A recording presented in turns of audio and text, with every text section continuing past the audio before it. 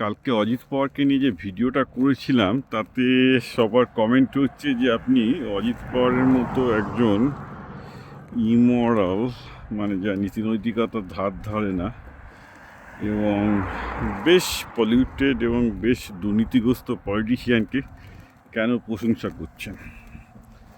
আমি তো বলেইছি মশাই যে আমি বাঙালিকে বাস্তবতার পাঠ শেখাতে এসেছি। বাস্তবতা হলো পৃথিবীর লাস্ট 5,000 বছরের ইতিহাসে যখন থেকে মানুষ কৃষি সভ্যতার জন্ম এবং মানুষের সোসাইটি কমপ্লেক্স হয়েছে। আর সোসাইটি কমপ্লেক্স হওয়া মানেই তখন স্ট্রাকচারের দরকার হয়, সেটা রাজা গজা পলিটিক্স গণতন্ত্র রাজতন্ত্র যাই হোক না কেন।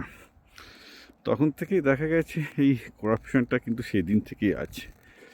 কারণ ক্ষমতার সেটা ধর্ম, ক্ষমতা কখনো ভালো হতে পারে না। সে বামপন্থীরাই ক্ষমতা দখল করুক, দক্ষিণপন্থীরাই ক্ষমতা দখল করুক, যারাই ক্ষমতায় থাকে তাদেরকে সবাইকেই 2 নম্বরই খেলা খেলতে হয়। বাঙালি এটা বিশ্বাস করে না, কারণ বাঙালির সামনে নেতাজি খাজা গজা চিত্র ঝোলানো হয়। ঠিক আছে, কারণ নেতাজি ডেফিনেটলি মরাল লোক ছিলেন, যার জন্য কংগ্রেস থেকেও তাকে তাড়ানো হয়েছিল। সেনাবাহিনী তিনি তৈরি করেছিলেন ঠিকই, তিনি যুদ্ধে জিততে পারেননি। আমি অনেক ইতিহাস বলতে পারি যে নেতাজি এত ভালো এত সৎ ছিলেন, তার পক্ষে রাজনীতি সেইভাবে কখনোই তিনি রাজনীতিতে সফল হতেন না। টাফ ছিল তার পক্ষে রাজনীতিতে সফল হওয়া, কারণ রাজনীতি সত্যি সৎ লোকেদের জায়গা না, এটা কৌশলী লোকেদের জায়গা, এটা মহাত্মা গান্ধীর মতো লোকেদের জায়গা, যিনি তার বিশ্ববিখ্যাত সততার মোড়লেই অনেক কিছু করতে পারবেন, লোকে বুঝতে পারবে না।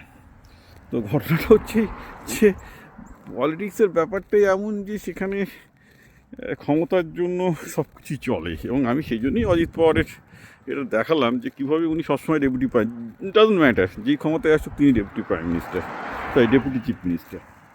তো এটা থেকে তো শেখার আছে। এবং দেখুন, আমি তো প্রচুর পলিটিশিয়ানদের সাথে ওঠা বসা করি, আপনাদের থেকে বেশি লোকের সাথে আমি মিশেছি।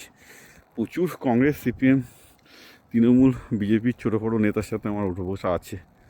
তাদের দুঃখটা আমি বুঝি, তারা মুখে বলতে পারে না, কিন্তু মিডিওকার ট্যালেন্ট হয়তো, যে তারা পলিটিক্সে উঠতে পারছে না। সবাই বলে দাদা টাকা দিতে পারবেন, টাকা থাকলে আমরা ডেফিনেটলি উঠতে পারবো। আমি তো বলি দাদা ওটাই তো আসল জিনিস। পলিটিক্সে আপনি উঠতে গেলে দেখতে হবে যে আপনার পেছনে কে টাকা ঢালতে রাজি আছে কিনা। আপনার পেছনে যখনই দেখবেন লোকে টাকা ঢালতে রাজি আছে, তখনই জানবেন পলিটিক্স হিসাবে আপনার রাইজ হবে। যেটা প্রণব মুখার্জির ক্ষেত্রে হয়েছিল। প্রণব মুখার্জির পেছনে আম্বানিদের আমি খুব পরিষ্কার কথায় দায়িত্ব নিয়ে বলছি, প্রণব মুখার্জি এবং আম্বানি একে অপরকে অনেক ব্যাপারে হেল্প করেছেন, দীর্ঘ ইতিহাস আছে। আদানি এবং মোদি, আদানি না থাকলে মোদি হতো কি না, কতটা হতো আমার সন্দেহ আছে। মোদি যদি আদানি যদি মোদিকে 2002 সালে ব্যাক আপ না করতো, মোদি হয়তো উঠতেন, কিন্তু অন্য শিল্পপতিদের হেল্প লাগতো। কোনো পেছনে টাকা না থাকলে কোনো পলিটিশিয়ান ওঠে না দাদা, এটা সহজ সত্যটা বুঝে নিন। বাঙালির মতো ওই প্রাইমারি স্কুলের ইতিহাস পড়ে আমাকে জ্ঞান দিতে আসবেন না, এটা আমি পরিষ্কার বলছি। ওইটা আপনাদের করতে গেলে আরেকটু পলিটিক্সের সামনে থেকে দেখতে হবে, ইতিহাসটা একটু বেশি করে পড়তে হবে। আমি যেটা সত্যি সেটা বলছি আপনাদের কাছে, আমি এক্স্যাক্টলি পলিটিক্স যা সেই পলিটিক্সটাকে বলছি, কোনো কল্প জগতের পলিটিক্স নিয়ে আমি কথা বলছি না।